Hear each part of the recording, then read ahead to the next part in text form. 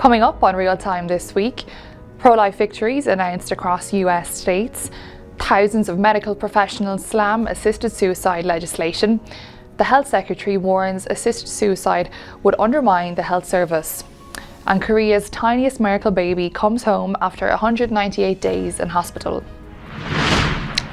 Pro-life victories were announced across 3 US states, which held referendums on abortion during the 2024 election. Florida, Nebraska and South Dakota all announced pro-life referendum successes.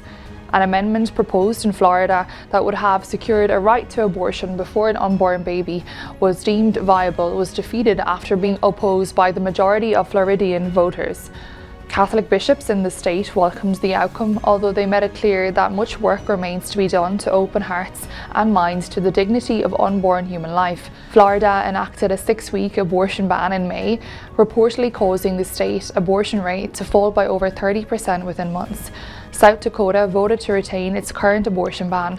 Meanwhile, Nebraska also voted in favour of life, defeating an initiative that would have permitted late-term abortion.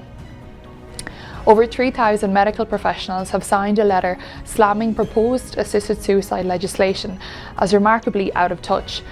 The letter, addressed to Prime Minister Keir Starmer, condemned Labour MP Kim Leadbeater's proposed assisted suicide bill, which MPs will vote on the 29th of November. The letter stated that the NHS is broken with palliative care being woefully underfunded and that any change would threaten society's ability to safeguard vulnerable people from abuse. The Health Secretary, Wes Streeting, has warned that assisted suicide, if it is legalised, would have resource implications for other national health services.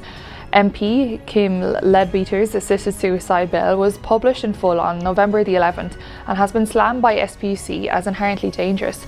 Mr. Streeting, who says he will vote against the bill, told Times Radio that giving patients a so-called choice to die will come at the expense of other choices. Mr. Streeting also reiterated his concerns about coercion and how people might be pressured into taking their own lives.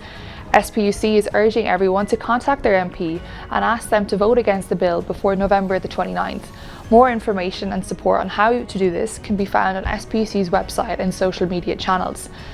And finally, the lightest baby ever recorded in Korea has gone home after 198 days in hospital. The baby girl, named Yerang, was born prematurely in April at just 25 weeks gestation, weighing a mere 260 grams. Baby Yerang faced multiple battles after her birth, including respiratory failure and septic shock, and required multiple life-saving treatments. Despite all of this, thanks to the dedicated care of the hospital team, she's finally been discharged and has returned home to enjoy life with her family. Her survival truly is a miracle. From SPC's newsroom, I'm Catherine Mokler and this is Real Time. Thank you for tuning in. Take care.